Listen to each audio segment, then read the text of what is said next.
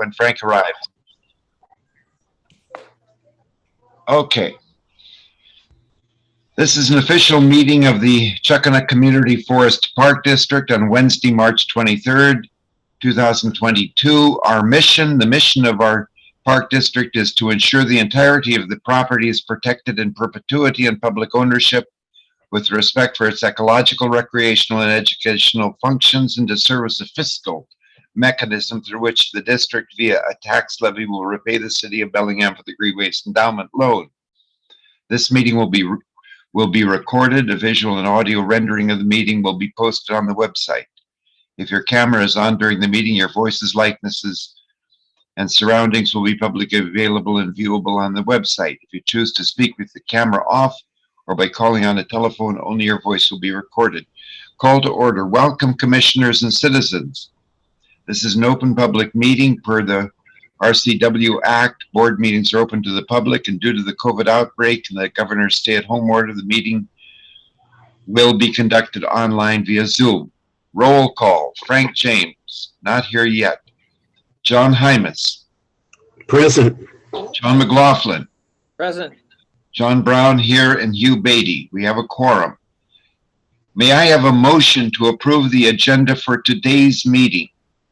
Move approve the agenda for today's meeting. Hugh approves a motion. Seconded? I'll second. John Hymas.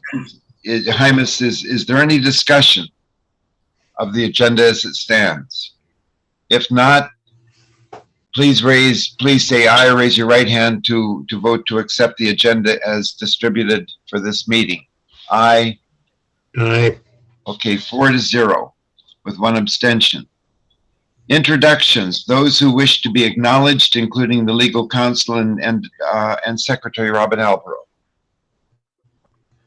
I see Barbara Zielstra, Tina Mirabili, Chris Webb, and our attorney. General public comments. Just one moment. Let me drop down. Let us approve the minutes of the January 26th and the February 22nd meeting. I believe that's the February 22nd meeting, 23rd meeting. May I have a motion to approve those, the correction on the January 26th meeting and the minutes of February 23rd? May I have a motion to approve those? Move approval. May I make a correction to the February 23rd? Please. Please. So as usual, Robin does an amazing job. I don't know how she gets us all down and manages to find time to type it. But on page 2,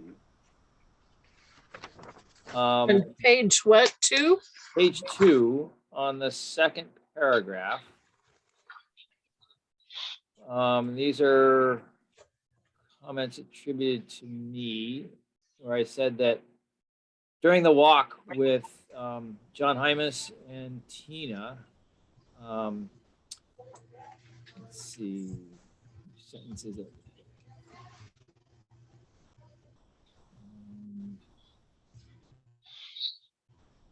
Yeah, on, let's see, line 4, where I apparently said Tina measured some trees to compare them with the definition of a mature forest.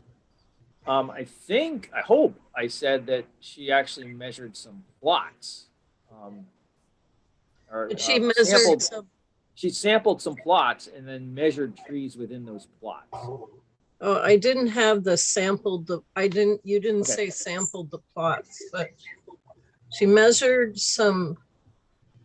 So how do you want to say that? Well, she did her work was a lot more thoughtful and careful than just measuring a few trees. And I'd like the minutes to reflect that.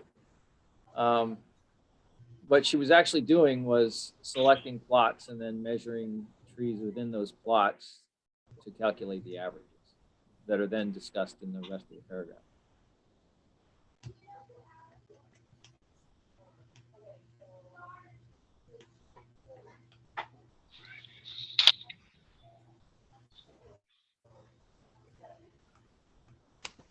Is that the only correction, John? I believe so. Okay, so I I do will, have one too. okay, Mine is on page 7. On the 6th line down. On the top of page 7, down under the 6th line. The word part should be park. So it's a K instead of a T. And then on the 7th line, the same thing, the word part should be the word park with a K.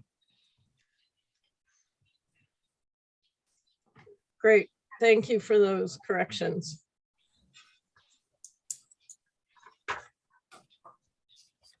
Allowing those corrections, do I have a motion to approve the minutes then? You It's- have that motion. We have that motion? No, nobody made the motion. I made a motion to approve. Oh. And who seconded it? John Hymas. John Hymas. I don't have a- Given Yes. the corrections as noted, if there's no further discussion, can we have a vote to approve the minutes?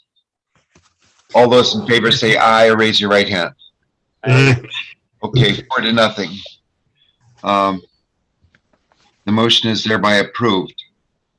Also to approve the minutes of February 23rd, correct. John Hymas, would you like to make a comment regarding the Park Advisory Board meeting report? Perhaps you're a liaison.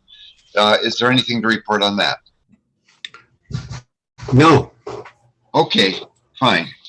I think that before, yes, Barbara Zielstra, would you like to make your comments regarding the Open Publics Meeting Act and the things that you noted? Okay, sure. This is in response to the draft master plan that Nicole Oliver introduced last week at the public meeting. And I was concerned because they are allowing bicycles on the what had been the logging road. So a connection from Fairhaven Park, another connection to the interurban, and also allowing dogs on leash. So it seemed pretty clear after I asked that even though we could restrict dogs, she feels that because dogs are using it currently, we will just inform people they need to be on leashes and then people will be responsible. So my concern about that is that I don't think that will be true. I've watched what happens in Fairhaven Park with bicycles and with dogs. And so I was going to suggest that be a provisional, allowing those, both the bicycles and the dogs on leash provisionally, and then have a time, maybe this summer of 23, when we could revisit that and just see if there's been any negative impacts from those users. Sorry, not now. I think that's a very cogent suggestion, Barbara. As I understand it, you are saying that we approve of Nicole Oliver's plan. Correct me if I'm wrong. We approve of Nicole's plan to allow bikes to riders on bikes to go from the entrance to the park, across the park to the interurban trail, but to dismount from their bikes when going on other trails. That's Nicole's suggestion. Right. And you would also suggest regarding dogs that dogs be on leash all the time in the park, that we try these two things, respecting dogs and bicycles, that we try it provisionally for a year. Right. If that's the case, I think that that's a very good suggestion that the board ought to take up with parks and recommend and push. That seems to me sensible. John McLaughlin, do you have any thought about that? I do. Thank you for asking. I actually made a similar suggestion during the open house, although I didn't phrase it perhaps in language that but Barbara, I think, is essential. I mean, we could translate Barbara's language into technical terms that planners might recognize, and what she's really talking about is adaptive management. Adaptive management. Nice. Right. So you have a plan, and then you adapt it based on the results. And so before you allow dogs to be off leash, perhaps or similar things with bicycles, you allow a little use and see how it goes, and not allow more use until the existing uses are proven to be responsible and not causing more impacts. And thinking like a parks department that has to manage visitors and visitor uses, it's easier to allow more than to pull back and impose additional restrictions, which is going to make it hard, right? Because right now it's a free-for-all. And but if they start out with a master plan with being a little bit more restrictive, but promise if people behave, if people comply, and the impacts are low, then perhaps we can both continue those impacts and maybe allow a little bit more. Whereas if we go there and dogs are off leash, running all over the place, poop is piling up, and bikes are causing more impacts or building more road trails, well then we have to get more restrictive. So that could be phrased as adaptive management, and I think that's language that the planners will recognize. Allowing that's a good suggestion, John, and the other board members can speak up. Allowing that's a good suggestion. I'm wondering just how we actually put that, make that effectual. And my idea is that I write, or that you write, say one of us writes a letter with these terms, adaptive management, to Nicole and Lane at the Parks Department, saying that these suggestions came out. That's one possibility. Also, that we bring it up at the next steering committee, which as I understand is going to be the last steering committee that will have taken into account all of the public information, and that we make that our suggestion at that time. That's great. If we're either way, if we're going to write a letter, I would suggest getting it in by their April 1st deadline. At least that was the deadline they stated for comments during the open house. Okay, I'll write a letter. And incorporate Barbara's suggestion with credit to Barbara, and say that this is barring negative response from you, Beatty, and John McLaughlin, or John Hymas, that this is the board's position. Or this is a unanimous recommendation by the board. I would ban dogs if I was doing it. Dogs are the dominant mammal species in that area. Well, that's something that I don't disrespect that, Hugh. I do, but that subject was very thoroughly aired and very thoroughly explored at the open public meeting, as you heard. Yeah.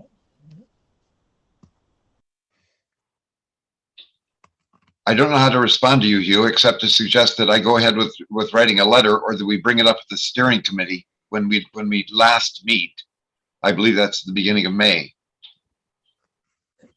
You could write the letter. I've lost my battle on this. I just don't give up the idea. Okay, well, you're being very gracious about it. I'll say that for you, you son of a yes. Put the dogs out there, I think you'd find an increase in wildlife.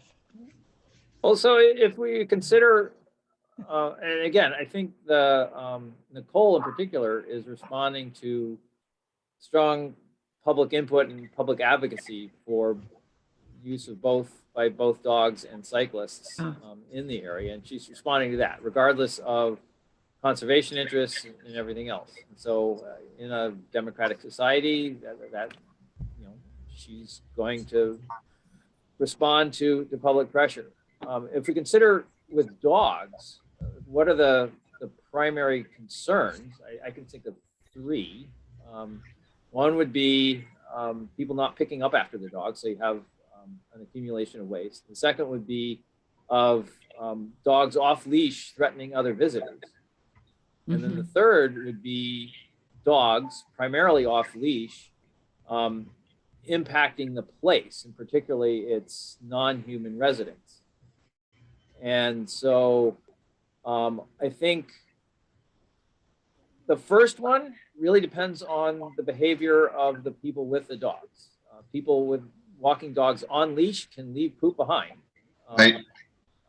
But they're more likely to see their dog pooping and more likely to pick up after it than a dog off leash that could be pooping wherever and people don't see it. The dogs that are on leash are less likely to impact other visitors and are less likely to be a threat to wildlife. Wildlife can recognize a dog on a leash versus a dog off a leash and perceive the latter as a much greater threat. And you know, actually the actual threats and impacts of dogs off leash. So there, I think allowing dogs on leash in the place, I think, is a reasonable compromise that accommodates the very large number of users who want to visit the place with their dogs, but at the same time minimizing the impacts of those dogs. And then the response would be, okay, if people are not, if they're basically going into the place and letting the dogs off leash, then we have non-compliant behavior, and then the stick, if you want to call it that, or the restriction that would follow, the adaptation would be, say, okay, people have not been complying, we're going to have to restrict further and not allow dogs at all. Mhm. So I think that would be a way of both addressing the need, but also having an incentive not to abuse it. You're putting this all so beautifully, John. I almost wish that you write the letter, but I know you got a lot of things to do, Thank you. more than I do. So I'll write the letter and include just these kinds of comments, but do note to Barbara. I'm going to write the letter. I'm going to send it to them, and we'll bring it up at the time of the steering committee when it meets next. Okay? Oh, if we want this letter to be written on behalf of the Park District Board, there should be a vote, a motion and a vote on it. And then, John, you could write it on behalf of the board. I would like someone, if Bob agrees, then I'd like someone to make a motion that one of us, I go ahead and write the letter to the Parks Director, Nicole and Delane, laying out the position as Barbara and John McLaughlin particularly have explained it. And I do have notes on that. I don't think you have to vet the letter, any of the Park Board District. I'm not going to put anything in that's going to send you to jail. I'm just going to write something very straightforward and send it to Nicole. Do I have a motion to do? I'll make that motion, but first I want to hear what Barbara has to say. I just was going to say, you don't have to involve me. I'm going to send my own letter. So you don't have to say it was my idea. I don't care. I Just care. write I the want you letter. recognized. Well, But you go ahead and write your own letter. write my own letter. Do I have a motion to send the letter? I have a comment. Oh, Christ. Okay, please. I like Barbara's ideas and the adaptive use, that John's term. This is basically a 1-year trial run for bike.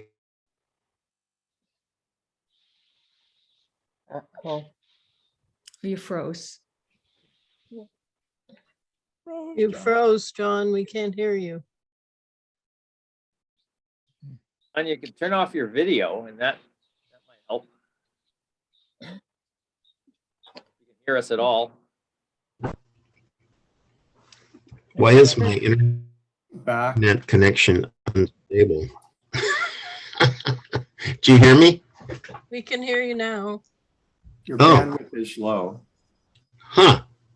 Okay, well, I just wanted to say that the adaptive use, I like that, and it basically is a 1-year trial for dogs and bikes.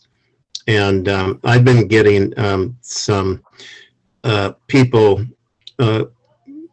emailing me about the master plan, and I'm trying to defend us. Oh, Okay, I'll use that phrase adaptive use, John, Yeah. as a suggestion. The motion then is, do I have someone to make a motion that I go ahead and write the letter? I already I did. move. Yep. Now, John McLaughlin moves, John Hymas seconds. If there's no further discussion, can I have a vote? Everybody in favor, raise your right hand. 4-0. Okay, we go ahead and write the letter. So much for the public comment. That public comment period is closed. John Hymas is quoted as mentioned, the Park Advisory Board meeting, nothing concerning us. May I move to matters having to do with money?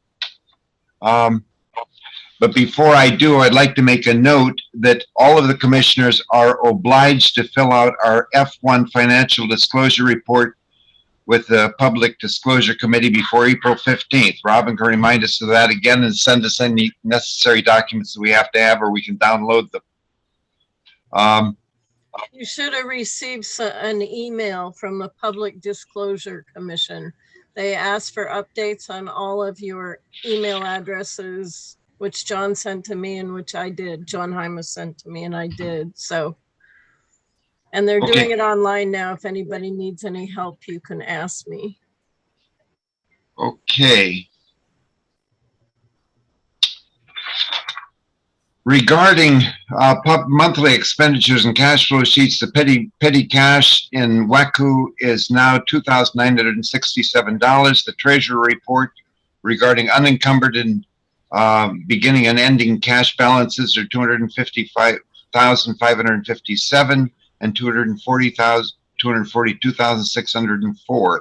We received tax revenues of $2,528. We paid out $99.73 in operating expenses, and $508 was paid in our loan. The current loan outstanding as of the 28th of February was $22,574. I would like a motion, please, to approve the district payroll input form, wages for Robin Albro of $600. Can I have a motion to approve that? You're muted. I move approval of Robin's wages. Okay, John, Hugh Beatty moves approval. Can I have a second? I'll second it. Okay, John Hymas seconds. All those in favor, raise your right hand or say aye. The motion Aye. carries 4-0. The consent agenda, a motion to approve the following payments to Carmichael and Clark for $952 for regular professional services. Also payment on an invoice from Herrera for $11,144.23 for tasks 1, 2, 3, and 6 on their proposal. Also payments on an invoice from Herrera for $7,039.22 for tasks 1, 2, 3, 5, and 6. The total bill to date is $19,788.69. Can I have a motion to approve these amounts to our council and to Herrera? I move. I move we approve it. John Hymas moves. A second is by whom? Frank, Frank, Frank's here. God, well, that's wonderful. Can I have a vote on approving these amounts? All those in favor, raise your right hand, say aye. Aye. The motion carries 5-0. A reminder that Robin Albro will send an email to 3 board members after the meeting, and please respond saying that you approve the payment of bills as listed in the consent agenda and payroll. Frank James will now take over, and Frank, we have gone through a good deal of the business. Barbara Zielstra and John McLaughlin have suggested writing a letter. I don't know if you're in on that. We'll bring you up to speed later. But now we are addressing the matter of old business, and I wonder if you could take it from there. thank you, John. I'm sorry to be late. Clinic just kind of ran over and I wasn't able to finish up. I'm out on Orcus, but the electrons seem to flow just fine. gonna give us an update on variant BC6?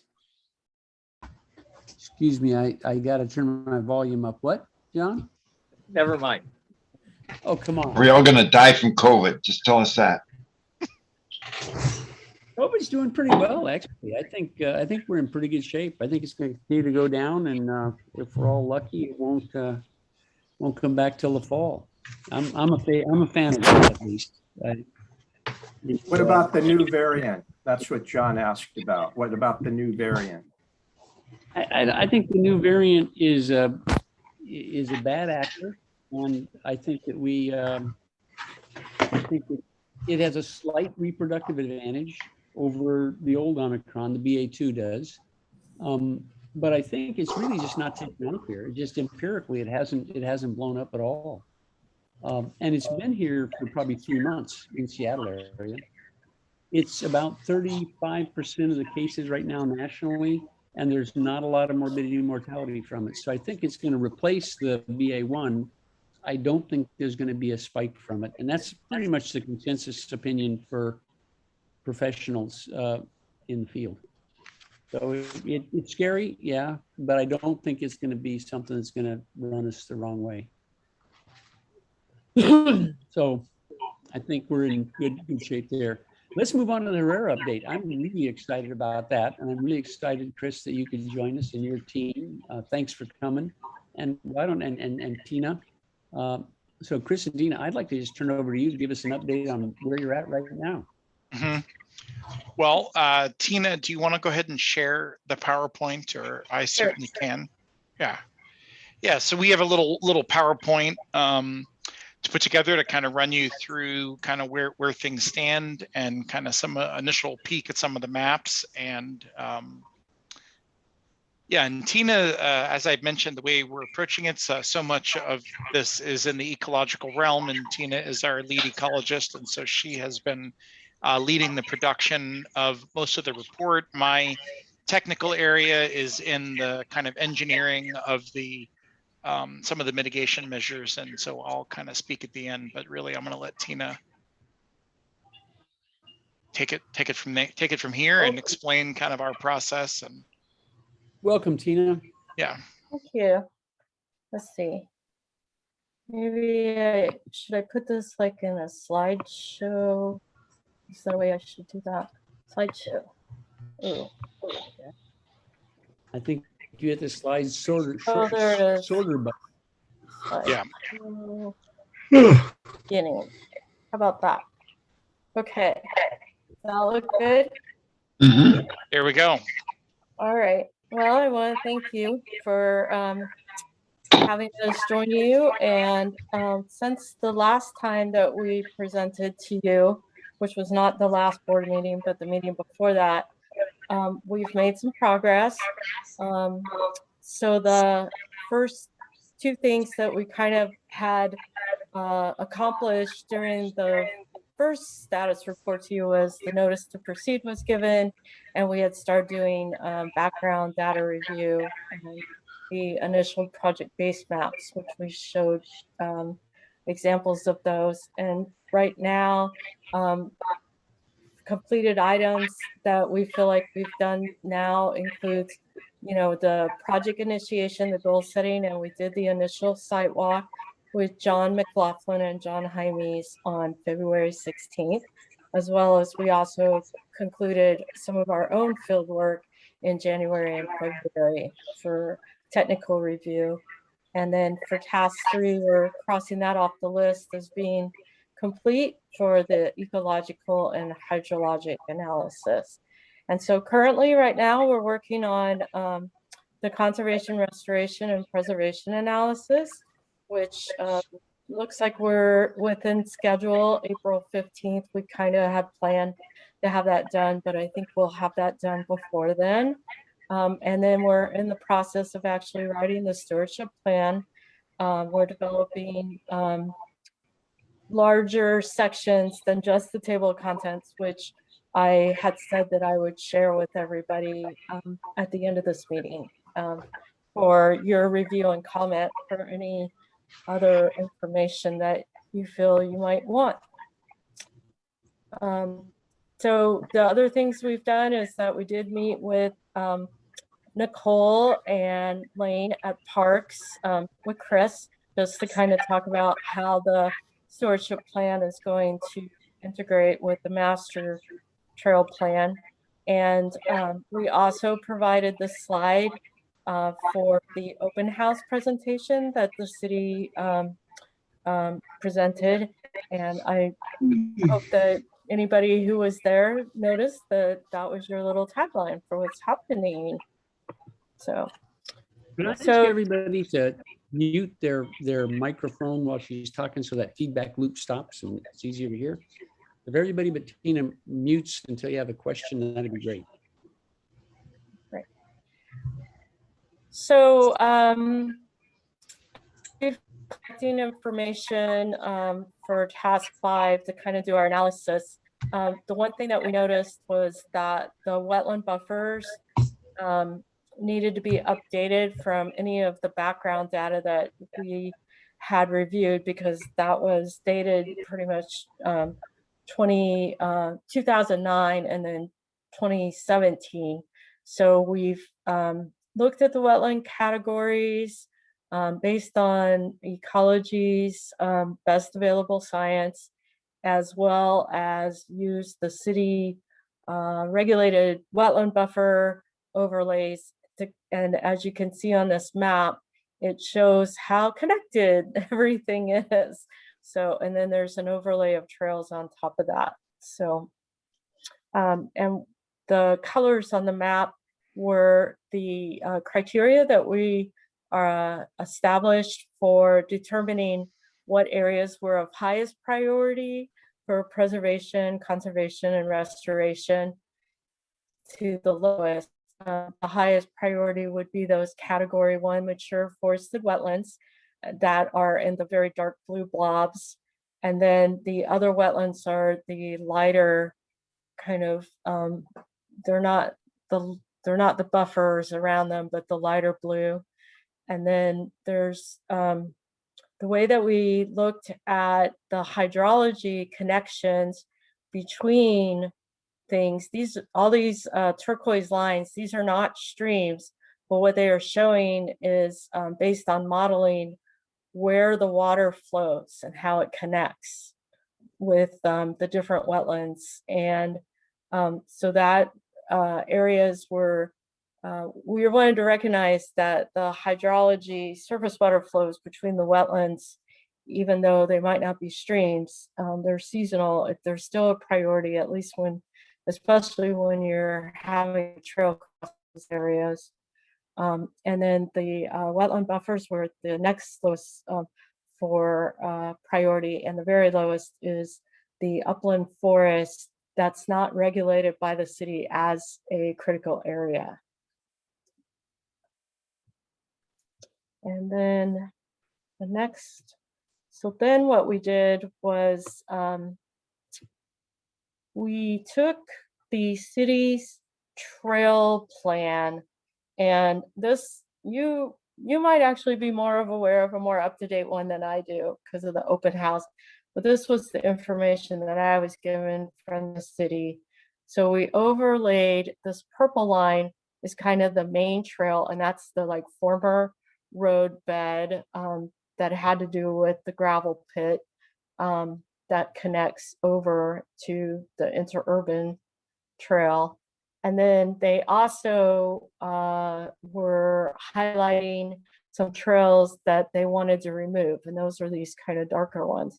And the thing that's kind of interesting is that the ones that they wanted to remove, they seem like they were mostly based on a topography criteria, because when you look at our priority areas for preservation restoration, they're kind of missing those. And that's because it's in the upland buffer area, because the wetlands are in the more, low-lying areas. So what we did then was we documented areas where the trails are going that we thought should be prioritized for either some kind of trail modification, potentially even removing trails, as well as having some kind of management of the conveyance of the hydrology. For instance, this area A, we labeled them A through G. This is the connection between the CC1 and the CC2 wetlands, which originally were delineated as one wetland, and then they got revised into two. And based on our field studies, it's now our recommendation that it's one wetland. It's a category 1 mature forested wetland, which is a high quality wetland. And so having this trail going right through it is problematic. So the recommendation would be either don't use this trail, or if you do, then you come up with some way for either using culverts or boardwalk, or Chris has some other installations that he's used to try to preserve hydrology with people crossing, as well as soils. And the other areas, the B, this is the gravel pit area. And this main trail is definitely being emphasized by the city, that they want to maintain that, which kind of makes sense because that trail provides good connectivity, and a lot of disturbances are already associated with that. But for this particular area by the gravel yard is another recommendation for there needs to be a little bit more thought and consideration as to how that improvement in that area will be, as well as down here on C, and I'm sorry, these are kind of small letters and everything. This wetland KK is also a category 1 mature wetland. And right now there's a trail that flips right through this area. And so we're going to recommend that this be removed. Let's see, D, let's see, that D, I'm not too, I think this is just, an area. Oh, yes. So this is, so these JJ wetlands are the ones that are more associated with the interurban trail wetlands. But this area right here is basically a major trail. Actually, there's more than one through here. And the water is just touching on the side of the trail between these two wetlands. And so this is an area that also needs some hydrology management as well.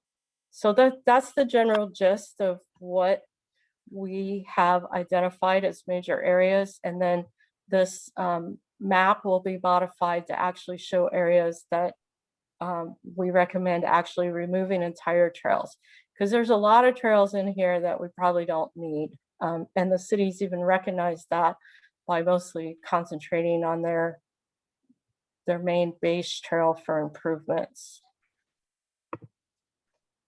So this is the segue into Chris's expertise on how we can accomplish some of these hydrology connections or management, so that we can make the trail impacts less in the areas where they're going to stay. Yeah, so we heard loud and clear that one of the really important deliverables or value that this plan needs to provide you is that toolbox of specific solutions. So Tina's analysis is really identifying those, the problems and their locations. And so then these are just it's kind of an introductory set of the types of tools and techniques that I think we've been talking about, but ones that are used and appropriate to solve these sort of issues. And so this one is no stranger to you all. This is the boardwalk that we were part of building just outside of the district boundary in the park. And so crossing wetlands where we are in those critical crossings within high value wetlands. And if we do decide to maintain, pedestrian connectivity through there, a boardwalk structure is a natural way to do that. There's a bunch of different configurations, but yeah, they're not cheap, but they are very effective. So next. Bridges are another one. That's just another type of structure. This is a bridge that we did over tributary in up in Juliana Park, and just showing crossing a stream and then the signage and fencing that's associated with that. So these prefabricated bridge structures, I don't see as many opportunities here. I think our water crossings are going to be much more modest than a stream or a tributary, but it's just another option for crossing critical areas and water courses with structure. And next. Yeah, and so separating people and wildlife is another thing. So, you know, there's a kind of a fencing dimension to this. This is the city's standard 2-rail fence that they show when trails are in buffers, just to keep people out. So some sort of a fence is another mitigation strategy that we may apply, probably is appropriate along trails in buffers, again, with the whole, I mean, dogs are supposed to be on leash, but this is just another dimension of protection, another strategy that we will likely recommend in some places. And next.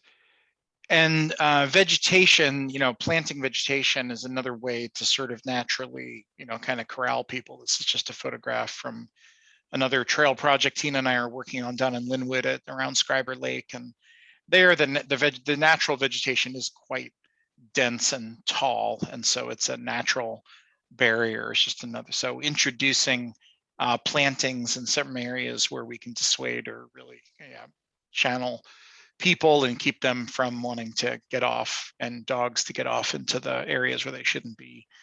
Just plantings are another option. And next.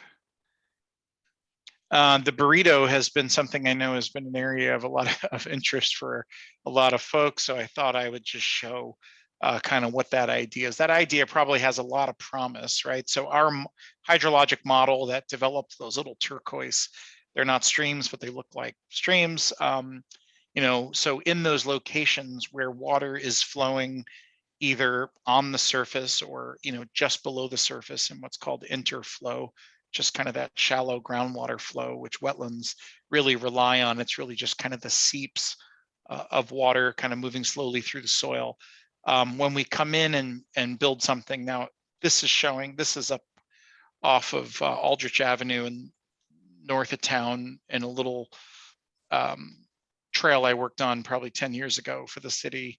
And we went right through a wetland because there was a lot of pedestrian traffic between some of the commercial areas in Cordata and where a lot of the multifamily housing is. And so people were, it was a heavily trafficked corridor. So we came in and put in a firm surface so folks can transit the wetland in the right of way, but to maintain hydrology, because there's a large wetland complex on the right-hand side of the trail and on the left-hand side of the trail.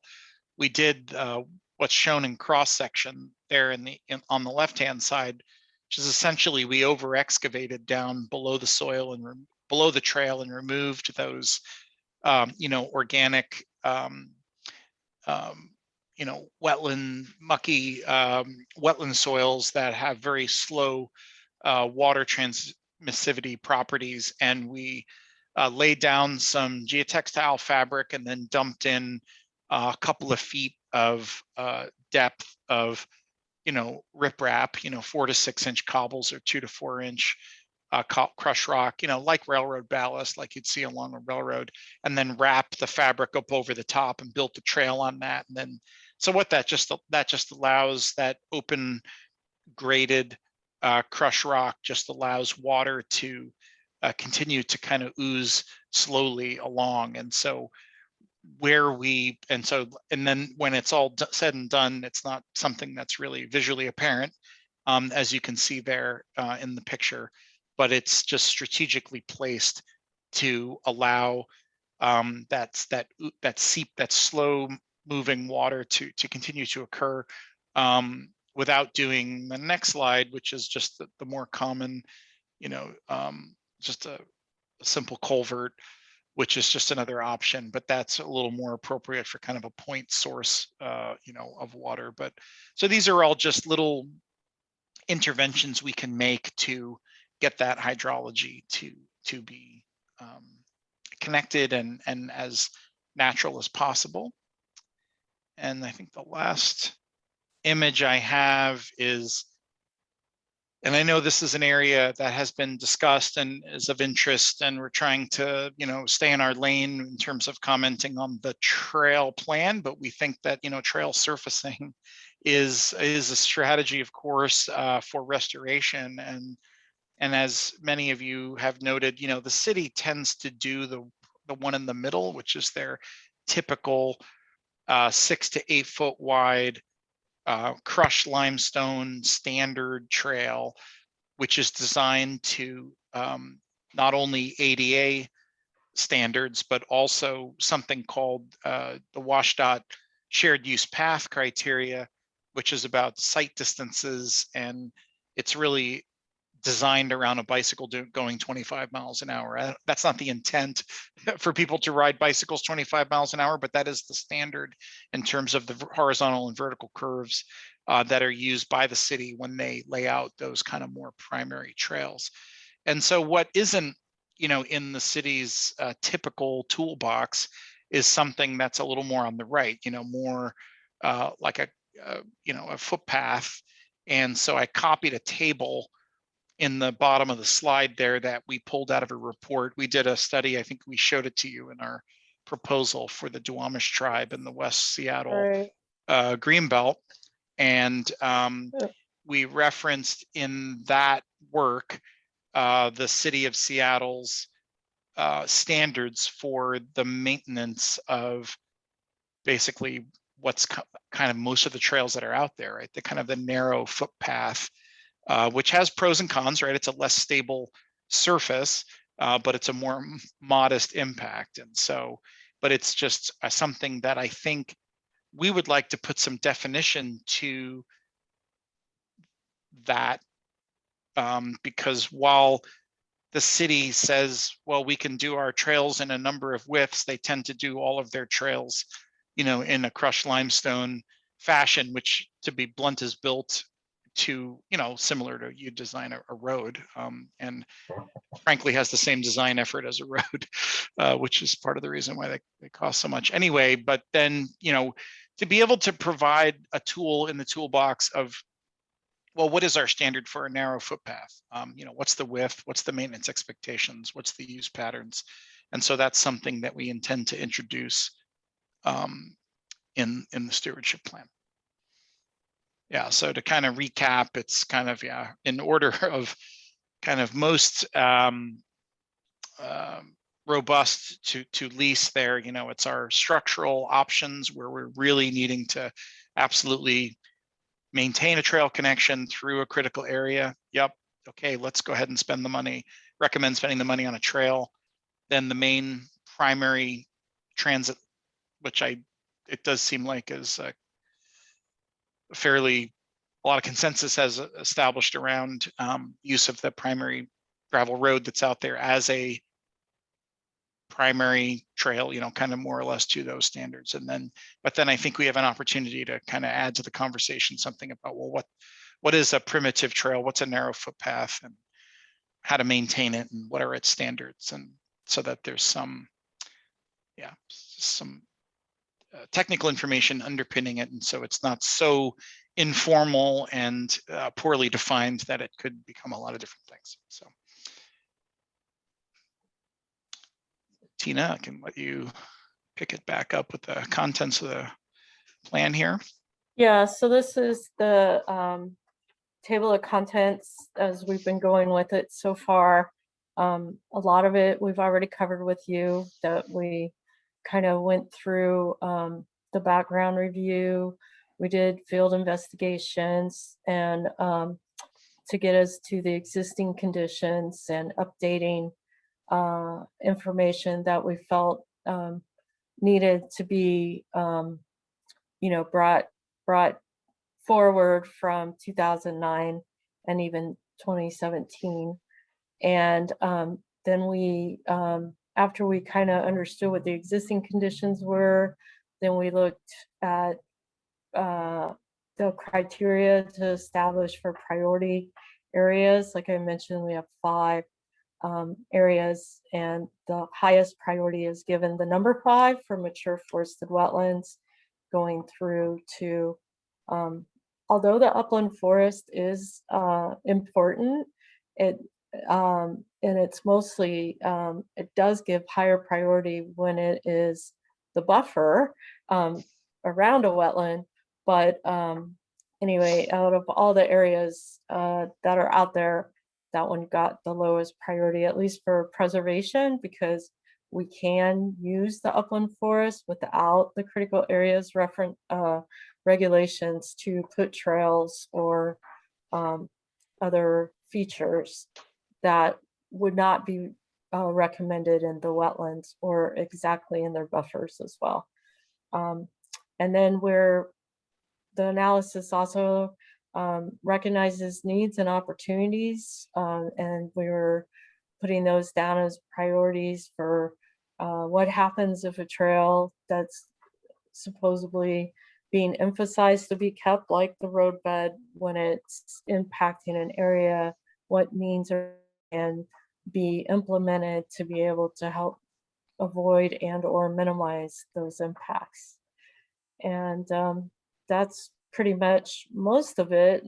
Trying to also add some habitat connectivity discussion. Also, in regards to dogs, it was understood that dogs and bikes, at least from our perspective of the stewardship plan, that we weren't going to really address that, but there is going to be a section that just talks about the kind of distances of which wildlife will actually respond to various disturbances, even noise, people walking by with dogs or not dogs, and bikes. So there will be a section that will at least maybe help with that further adaptive management and how they're going to monitor to determine if the kind of compromised use by having the dogs on leash is or not really causing a bigger impact than maybe what people are thinking they might be.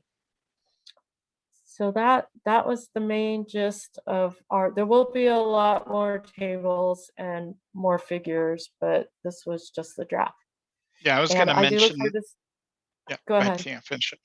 Well, I was just gonna say I will send this to you, and then if any of you have other ideas for what should be included or not, then I look forward to your comments. Yeah, I was going to add similar about the figures. That the majority of our analysis actually was done in GIS, and so we have a pretty robust GIS data set, and can produce a bunch of figures. And so I think the figures that you saw, the kind of high level screenshot figures that you saw are a little, I'll just say we set the bar low for ourselves to under promise and over deliver on those. We've got a real nice set of mapping information that will be able to produce a lot of different figures to really illustrate what we're talking about.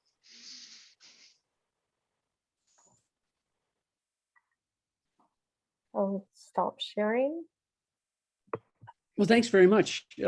I think what I'd like to do is just open it up to the commissioners for comments and questions for Chris and Tina. May I say off the top that regarding Tina's talk about wetlands and crossing the wetlands, it's my understanding in general, I'm not asking that a deal of this bridge work, a deal of the decommissioning of the trail, once you make your report to the city, that this will be worked out in time with the city. It's not something that will be done in a year or two. But I'm most curious regarding the various things that you have presented, Chris and Tina, particularly you, Chris, regarding these this toolkit of interventions: modest bridges, fences, planting vegetation, channeling people, the burrito, the culverts, the trail surfacing. Regarding these, am I correct to assume that you have brought up these various ideas, that you are with the city, and that you and the city are talking in these terms, whether or not the city is going to go for it all, but the city is aware of what your recommendations are? Yeah, certainly everything that I've showed you is understood to be the standard of care for these sorts of situations, and it's consistent with their standards and all of the practices. what, of course, I think is the million-dollar question is who's going to pay for all this stuff? And, you know, we certainly don't have alignment or haven't sought alignment with them that X lineal feet in this location is appropriate and it's going to happen. I mean, so, you know, I want to do whatever we can in the plan to tee that conversation up for success. I mean, we will provide, you know, qualitative planning level cost information for the things that we're talking about based on, you know, high level planning numbers. And I'm actually quite curious about, is there some way that we can present that information in the plan that suits the district's purposes or goals of actually implementing it, or, you know, so yeah, that's a sort of a question. I think that it's the district's job to make this thing persuasive to the city, Frank, to take the good work that Tina and Chris have done and make it make it as imperative as we want to the city that we expect this work to be done. And we also have the business of the transportation, the transfer of the conservation easement. And I assume that we are going to be able to put some teeth in that the work will be done. So I think it's not just a conclusion, it's a process. So I think what we want is an accurate enough picture of the costs that we can do reasonable planning with the city about how those costs might be met. Mhm. And I think what I expect out of the city in terms of their planning process is a realistic plan for achieving those goals. And if they don't have one, then we need to stay at the table until we do have one, because that's our fundamental mission. To have a plan that doesn't look at realistic costs of preserving the essential features of this parcel, that's not okay. And we need to be willing and able to tell the city that, and to stay at the table until that's done. I don't think our job is done until we've fulfilled our mission, which is to assure the ecologic integrity of this parcel in perpetuity, is what we've always said. And so it may not be that the city can fund everything all at once. That seems quite unrealistic. Mhm. The process should be in place that will allow the essential things that are necessary to be funded over time. That can be a commitment through something like greenways. It could be a commitment to keep us around for another 10 years at a much lower level, but raise the funds to do these essential things. I mean, there's a lot of different tools in the toolbox. Whatever it is, I think what we need to do is have enough information from Chris and Tina to be able to put some dollar figures in very general terms, but meaningful terms together so that we can have that conversation with the city. Is it going to be helpful to us, Frank, to have Tina and Chris come up with just ballpark figures for any of this? Sure, I think that's essentially what that's as good as we're going to get. You know, when you actually do planning, it's a different deal. You know, when you actually say 1,000 lineal feet of this particular type of roads or trail surfacing is essential. You know, there's a point at which you make it very specific. I don't think we're going to get there right now, but to have a range of costs and some idea of where those need to go and what would be involved so that people can actually access wetlands and traverse wetlands without adversely impacting them. That's what we're looking for, I think. That's We're what's going to be very well armed having Tina and Chris's report. Well, we'll have everything we need to ask for. Then it really falls back to us. It's a political issue about what's possible. It's just like we'll have the technical reality, I think, well in hand.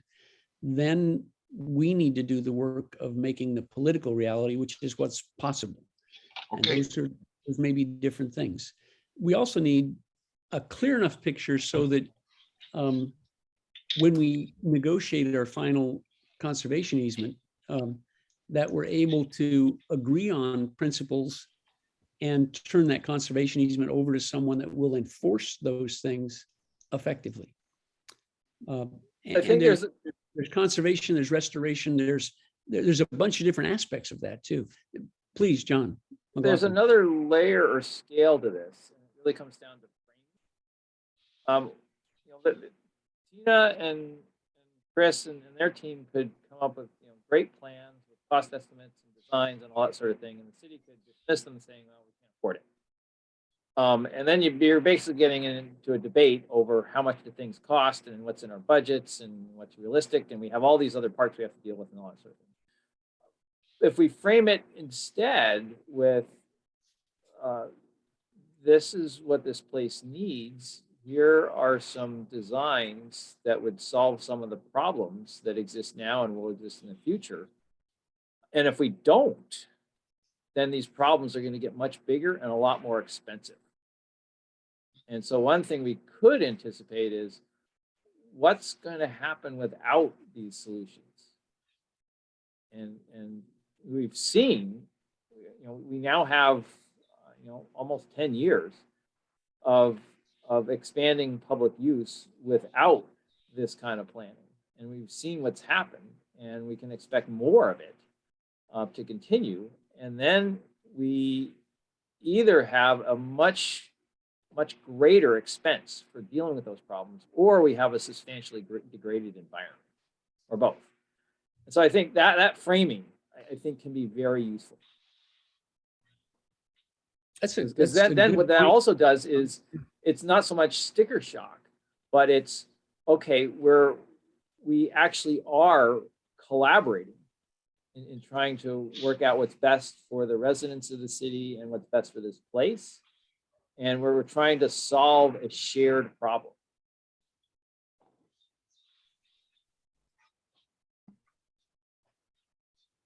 I think it's an excellent way to frame it, John. And Chris, do you think there's a way to do that with the analysis you're doing?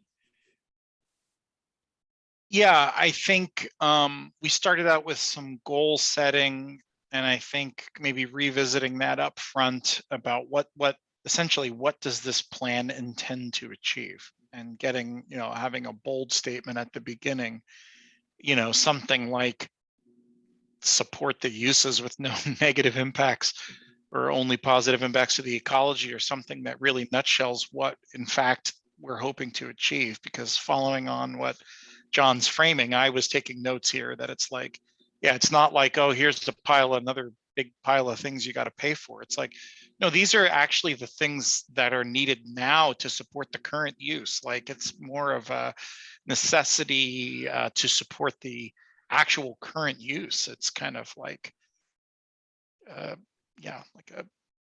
it's directly related to the use. In other words, it's not like, there's some, and I think working with you all to help craft kind of that, what's the essential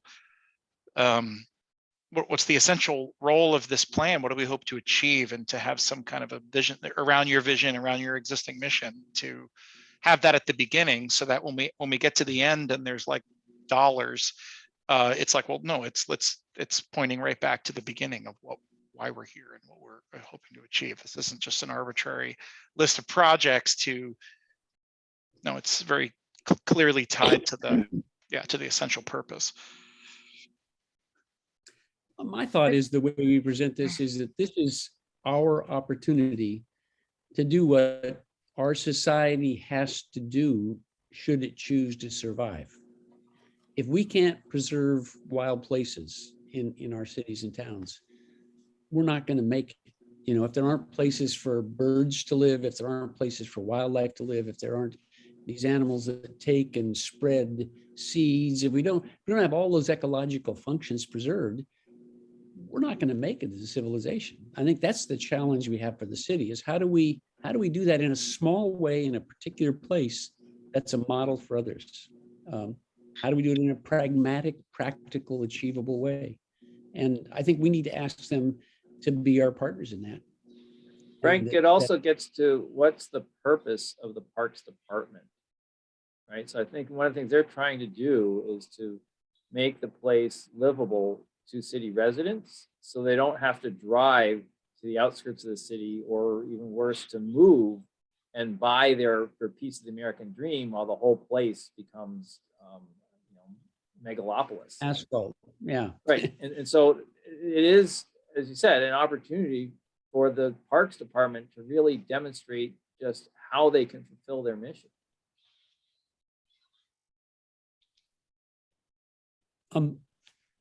We've got other commissioners that haven't had a chance to talk. I'd love to have that, and then I'd love to also ask Barbara, our guest, to also have a minute to talk. But Hugh and did you have any comments or thoughts? You're muted.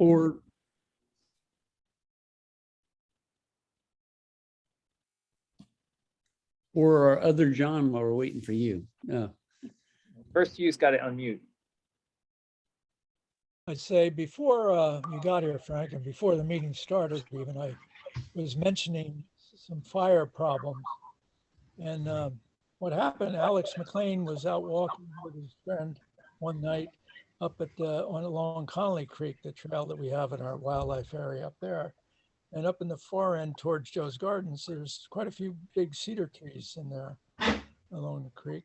And he noticed a fire in there. And he went back in there, and some guy was back in there with a whole bunch of copper wiring that he was burning the insulation off with. Some drug addict type, you know. And so there, he had set one of the trees on fire, and so Alex called the fire department, and they came and put the fire out. Luckily, it didn't kill the tree, but he got a picture of it, at least in the dark, on flame a bit. And he wrote in an email that he sent out to me and a few others in the neighborhood association that this is going to be a problem with urban forests in the future. And I think we have to think of those kind of things too in our plan, because that's only 10 blocks from us. And it does many things like that. Many things like that happened to you. There were a group of guys throwing knives and axes at the trees in our forest. Yeah. And I went and talked to them and said, guys, I'll call the police, or we can just talk about this and learn about it. That's not an appropriate activity. Another person came to me that I know quite well, has lived here for a long time, and didn't understand why he couldn't build a treehouse for his daughter in the forest. There's a huge amount of education that needs to go on, for sure. And I think those human interventions, whether they're, there's a fair number of homeless encampments elsewhere. I live, we all live in a place where we can access Lake Padden, and up around the backside of Lake Padden, there's in the summertime, there's a fair number of people living back in those woods with considerable destruction and garbage and all that. So there's that educational but good point. And John, did you want to say something? Before that, there's also been some really close calls with fire on Clark's Point, where you're risking the entire forest. I've been out there and put one of them out. That was more than a close call. All of Edgemoor would have burned down had it not been for some kayakers stopping and helping us with some buckets. It was a bad fire. The fire department didn't successfully put it out, and it took a wildland crew coming in hours later to finally get it controlled. Those are very real things. And that was kids with fireworks, 20-year-old kids. A little fire plan would be a good idea too.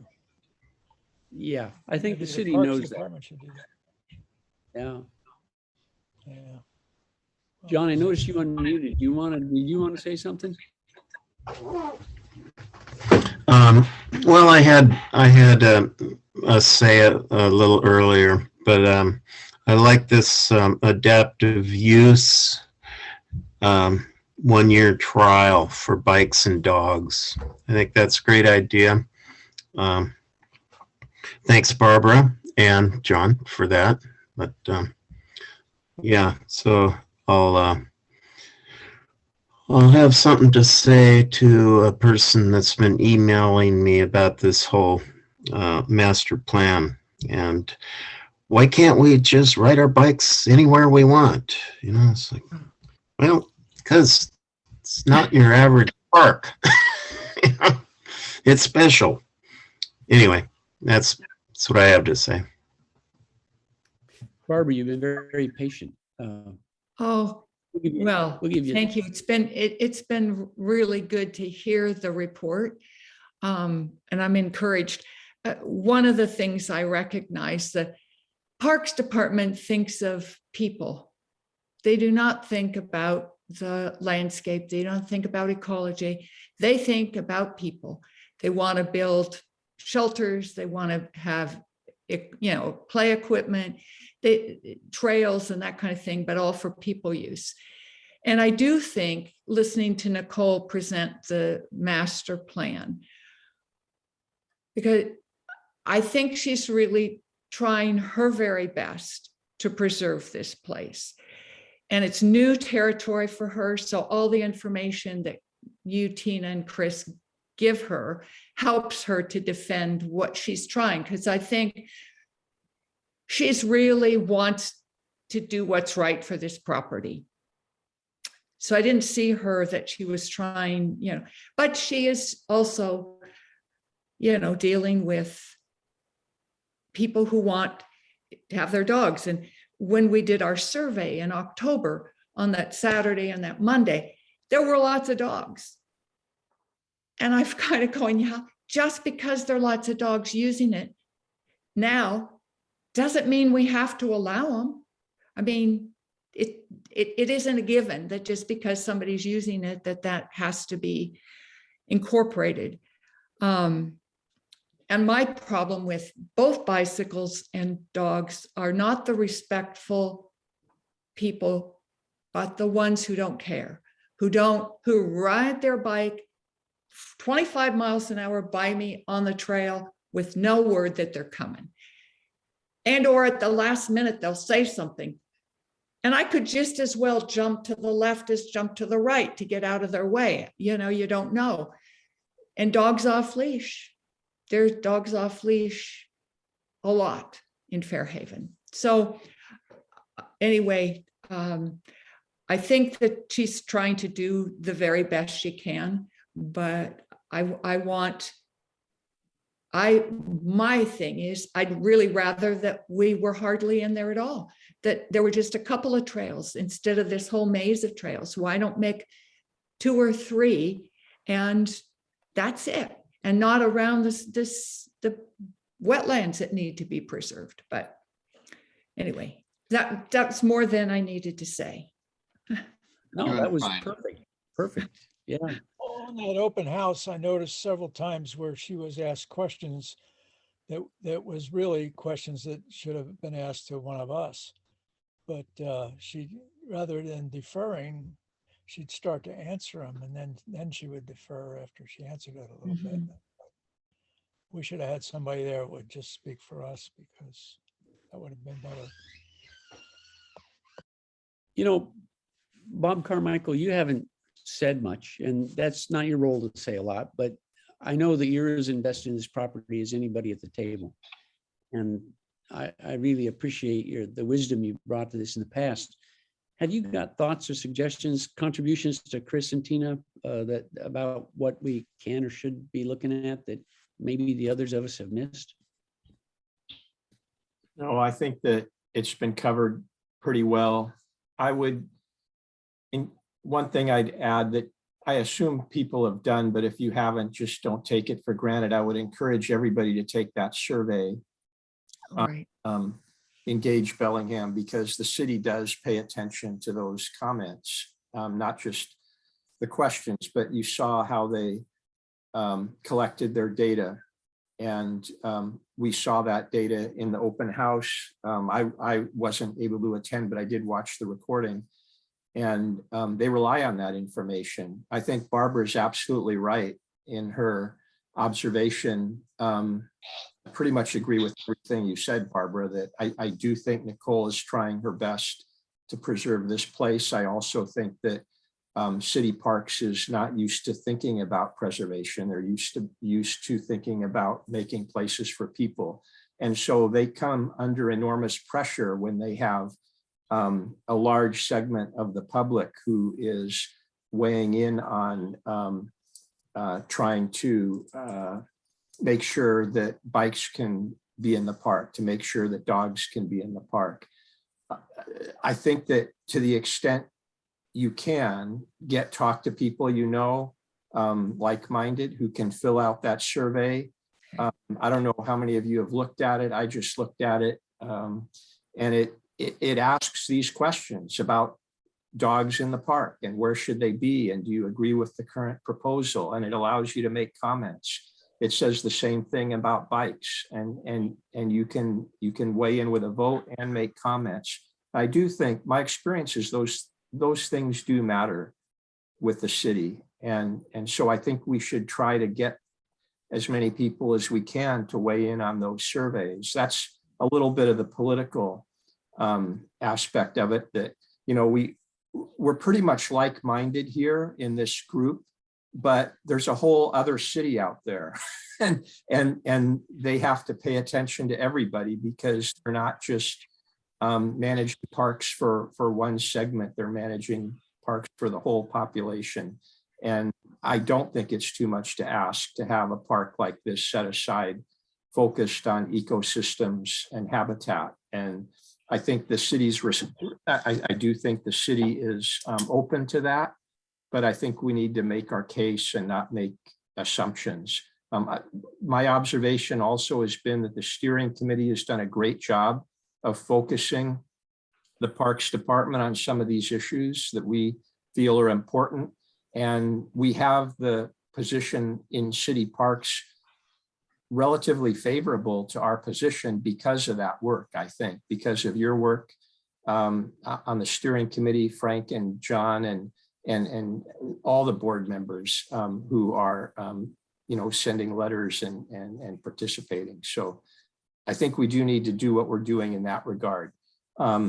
Later on in the agenda, I'm not so much the expert as Chris and Tina on what needs to be done specifically in the park. I do like John McLaughlin's idea of trying to take the focus away from dollars and cents at this point. There's going to be plenty of time to talk about the cost of things when the time comes, but let's get the ideas out there and the real needs of the park, have those documented and memorialized. And I hate to say it, but let's figure out how to pay for it later. Let's get that key stuff down there documented now. And I think the stewardship plan is going to be a great opportunity to do that.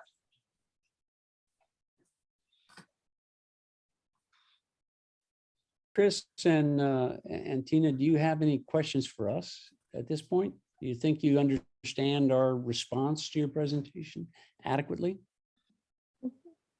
Great. Well, I want to thank you both very much for taking the time to come and share this with us. What you're doing is incredibly valuable. It's essential to this long-term plan the city's working on. It's work that I'm really glad we've supported, and we look very much forward to the completed project and the product that we can share with the city. And thank you very much. Great. Stay in touch and hope to work closely with you in the next weeks and months. Yeah, well, thanks again for the opportunity. We very intentionally responded to your request because we lived here a long time and share your goals of doing what we can to bring some technical rigor to the process of preserving this place. So Thanks. So Frank, You should probably, yeah. I've got a couple of detail comments on some of the maps. Should I just send those by email? We don't have to take up the time of everyone here. I think that's a great idea, John. If you For sure, yeah. go directly to Chris and to Sure. Tina, I'm sure they would be beholden to your detailed knowledge of the area to assist them. yeah, and John, we can also provide, larger format maps with more detail to if No, it's just some of the, I noticed a couple of detail things that might need correction. Okay, Great. absolutely. We should probably keep moving because we have quite a few other things to cover and we're well into the time. So thank you, Chris. Okay, thank you. John McLaughlin and Tina, thank you. Frank, can I mention a couple other things? Sure, go ahead.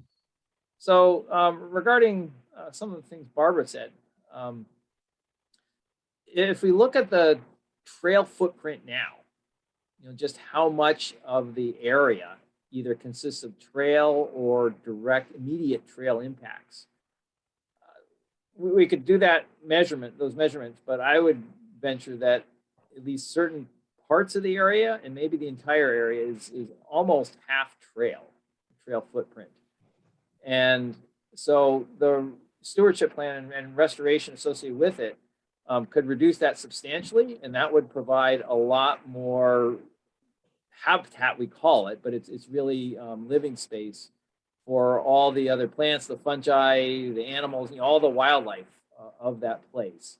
That would also, thinking, from a park manager's point of view, that would improve conditions for the people that they're trying to serve. Many of them have mentioned the value, they want secondary trails so they can feel like they have the place to themselves and they can feel this sense of solitude. And right now they don't get that, largely because of the soil compaction and the loss of vegetation and everything else. And so I think that could do quite a bit. And then regarding bikes and dogs and that sort of thing, this notion of adaptive management or of a trial period, what Barbara's talking about are issues that they've been experienced elsewhere, right? We're not inventing new things here, and we can rely and benefit from the experience in other places. One of the things that happened during the open house was there was a side conversation in the chat about some of the data and the literature on impacts of bikes versus hikers and that sort of thing. And that got me curious. And I did quick literature search and found, actually there are papers published on injuries to pedestrians caused by bikes. There's been enough of this going on that people have actually studied it and what to do about it. And so we can benefit from that. We can point the Parks Department to, look, there's a lot out there. This has been studied. These are real issues. And there are real solutions that we can learn from instead of having to learn them eventually by making our own mistakes. But this thing about this provisional year, whatever it is, what Barbara's getting at is if you have enough people and their dogs and their bikes who are, if you have a minority, a small minority, even a large minority that are threatening, either threatening wildlife or threatening other human users and that sort of thing, then it becomes very difficult to address that if bikes and dogs off leash are allowed. And it's much easier if they're not allowed at all, because then any bike or any dog in the place is in violation, and that becomes pretty clear. And so I think that's sort of the carrot or the stick that we would be holding out, is if in this year people do comply, they do behave, then they may get to continue to use it. And if they don't, then the only workable thing to prevent the safety hazards to pedestrians or all the dog impacts would be to ban them.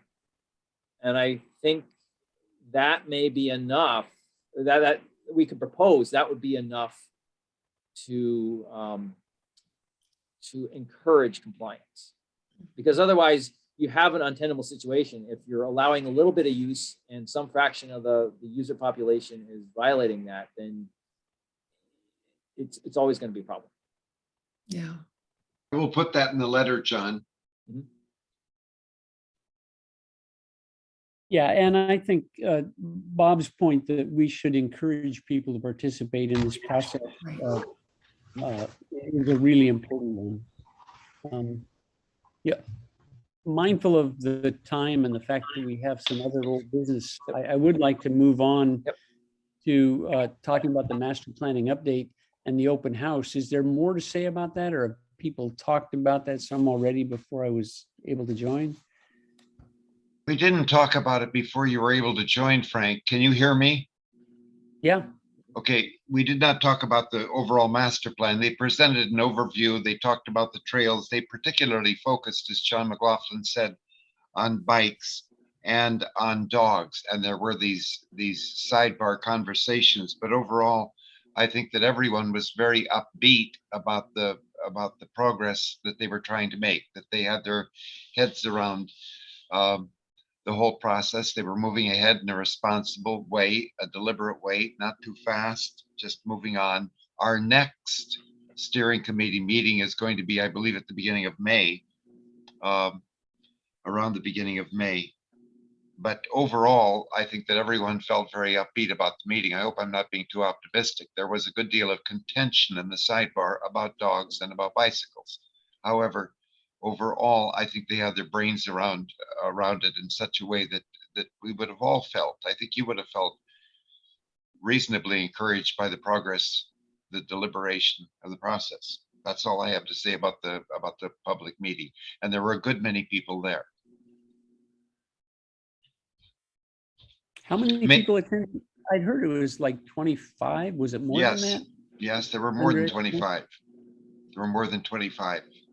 Is there a number that was noted? I thought it was somewhere in the 40s. I was going to say, I thought she said there were 47 people, but you know, Still a very small number of people actually compared to Yeah. the people that, May I say something also, Frank, about the next item on the agenda of the response to the urban forestry plan letter, which Yeah. John McLaughlin wrote, that magnificent letter. We have not received, to my knowledge, their response yet. And in the letter that I'm writing, advising the city to take note of this adaptive management and this provisional plan for a year, I wonder if I might include in that letter a reminder that we would like a response to what John McLaughlin has said. Say a second reminder. Oh, for Christ's sake, Hugh, we don't need to scrum. Okay, a second reminder. We want to remind you again. Okay. That's all I have to say about that. mean, I yeah, don't, yeah. I think their point was simply that that's not their. It actually highlights an important point. The people that do restoration and conservation are not in the Parks Department in the city. To the extent that they do that in Public Works. And that's a fundamental problem about this whole process is that, and the fact that does not live in parks, it lives in a different place.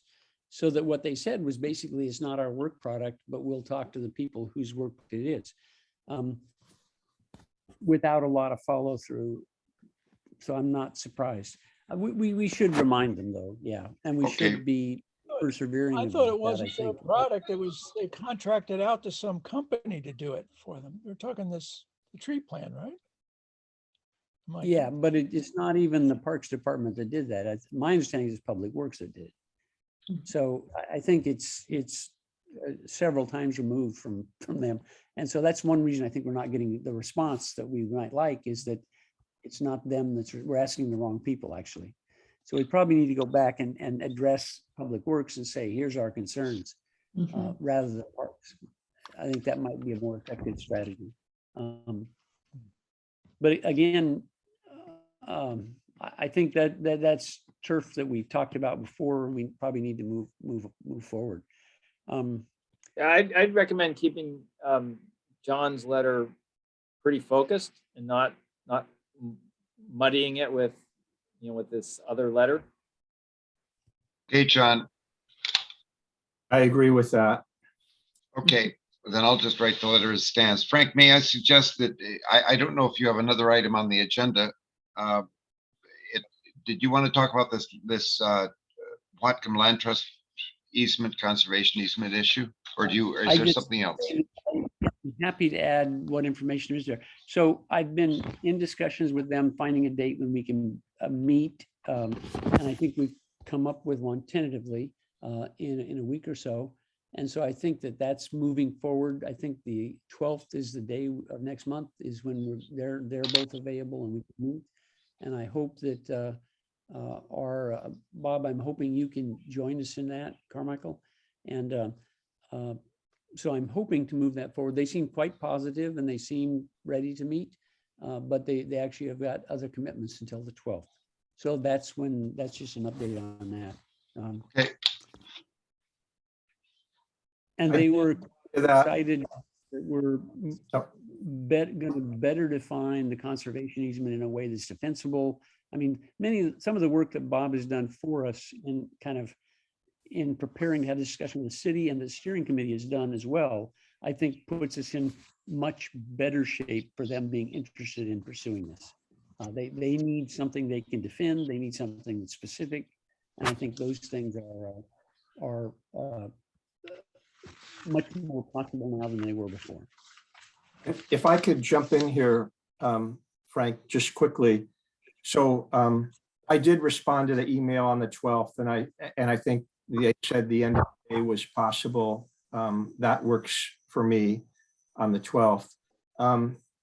We're going to presumably talk about the draft that the board approved with the changes the board approved, which to my way of thinking were the minimum changes that needed to be made to get rid of some of those activities that were allowed. If we want to take the opportunity to strengthen the conservation easement even further, we should be thinking about what other terms we would like to have included in there. We will not get another chance at this. So I think that, and we have a little bit of an opening because we're reopening the conservation easement for negotiations.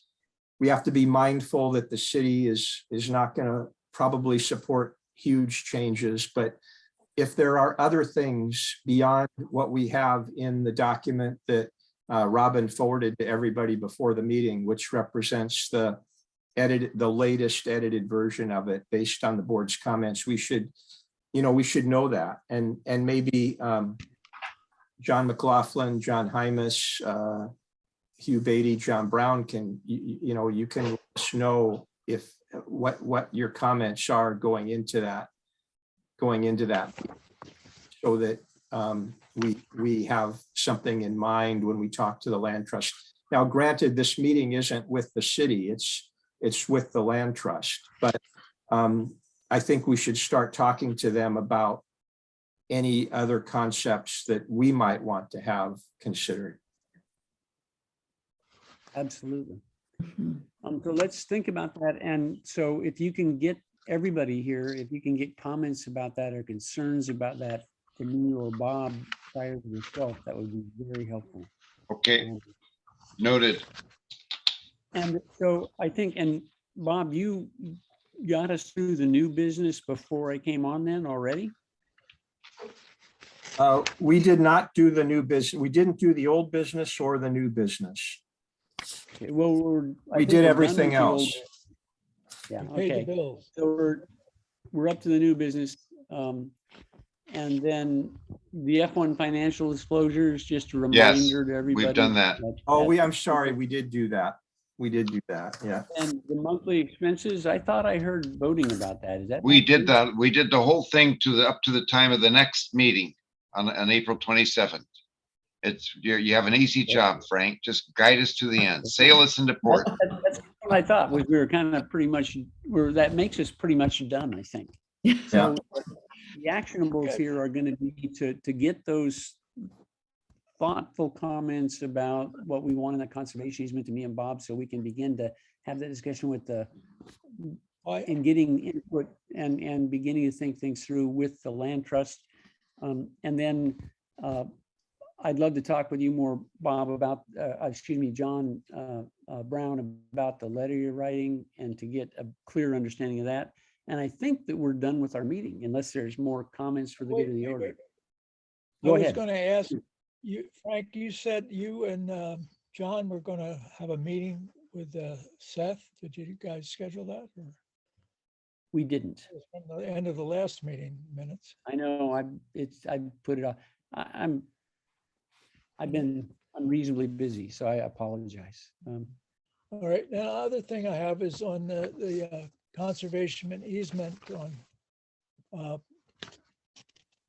where did I lose it again? On page 6, number 7.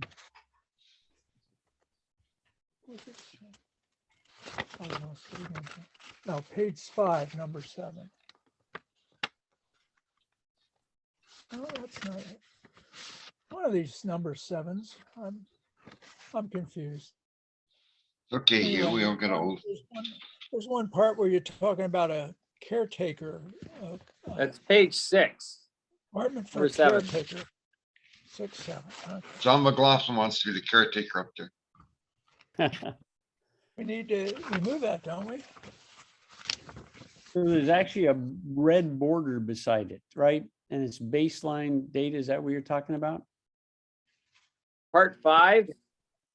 Looks like- Commercial or industrial use of property other than an apartment for a residential caretaker and de minimis misuse of the property for commercial recreation.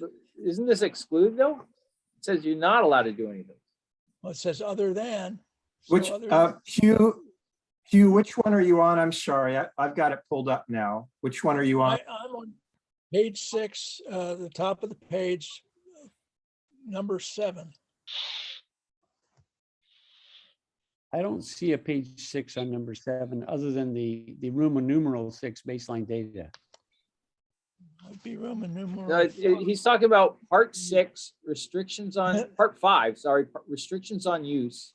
Yeah, And item 7 is on page 6. But if you read the introductory sentence, I think it restricts or does not allow any of that. Oh, yeah, but John, Hugh other than. is making a fair point. So you're right, John, it is restrictions on use, and it enumerates a number of uses that are prohibited. Number 7 prohibits residential, commercial, or industrial use of the property, but then it goes on to Oh, yep. other than an apartment for a residential caretaker and de minimis use of the property for commercial recreation. So that is a vestige of the old negotiations. And I think you make a great point. If the board wants, we should strike everything starting with other Yeah, and just say residential, commercial, and industrial use of the property. right. Strike it. Yeah. I move that. All right. we'll do I it. second. Rather than Barbara doesn't wordsmithing want this now, I think it would be good for everybody to get that input into us. We can talk to the land trust about those ideas, and then we can bring back a revised draft to the board to actually wordsmith and finalize. We can do Nice. that, but that was a really good comment, a good catch you made, Hugh, and I'll make that change before the land trust meeting. Yeah, because I thought this was our revised thing already, wasn't it? It is. I should have caught it He already. should have caught it. Yeah, That's why I read it, because I wanted to see what I could. Yeah. yeah. No, Yeah, I'll make that can't- change. I can't imagine the land trust being comfortable with commercial recreational use. No, No, That'd be a nightmare. right. Can't imagine us being comfortable with it.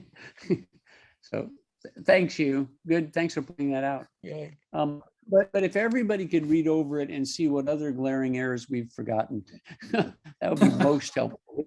Hopefully there aren't too many.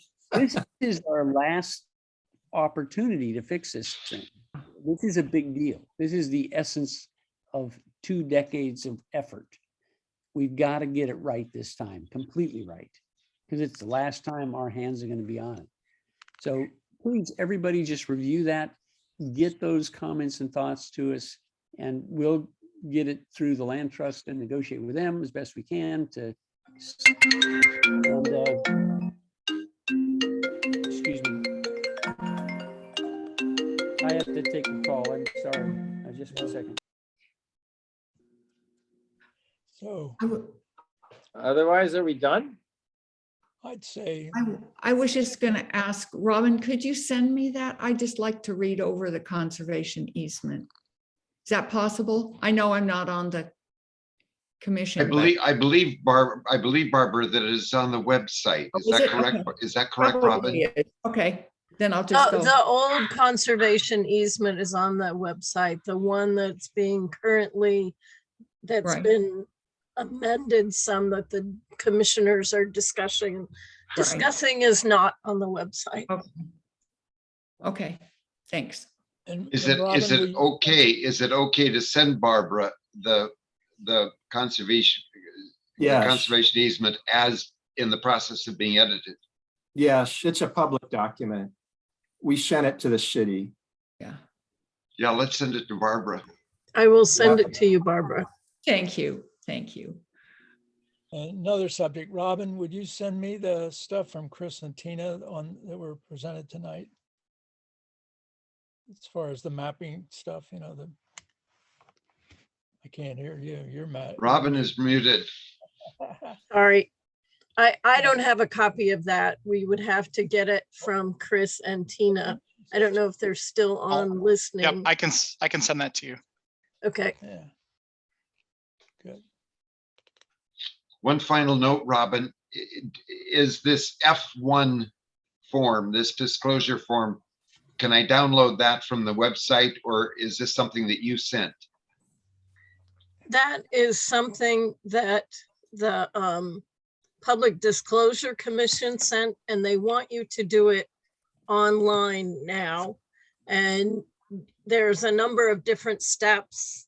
You should have received an email about it. If not, and if you need help with it, I could help walk you through steps as I understand it. But Okay, I won't go any further with you, Robin. You're doing great. I'll find it out for myself. Okay, thank you. okay.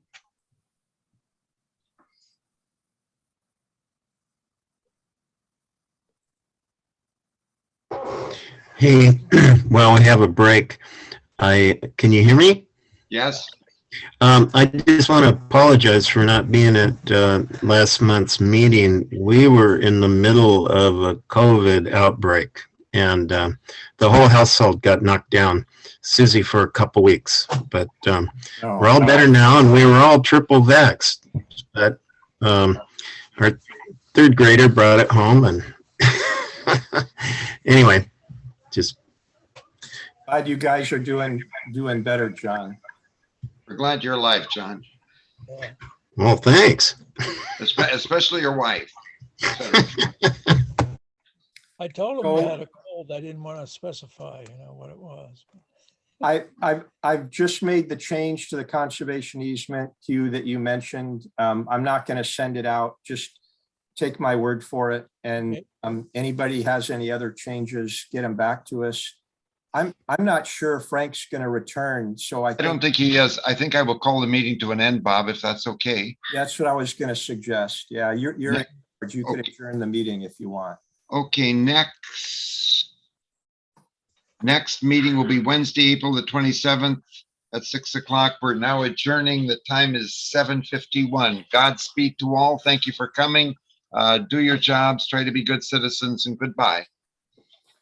Night, everybody. Happy spring. Good luck, Robin. Hang in there, Robin. Thanks, you guys. I appreciate it. Okay, I'm gonna end it. Night, everybody.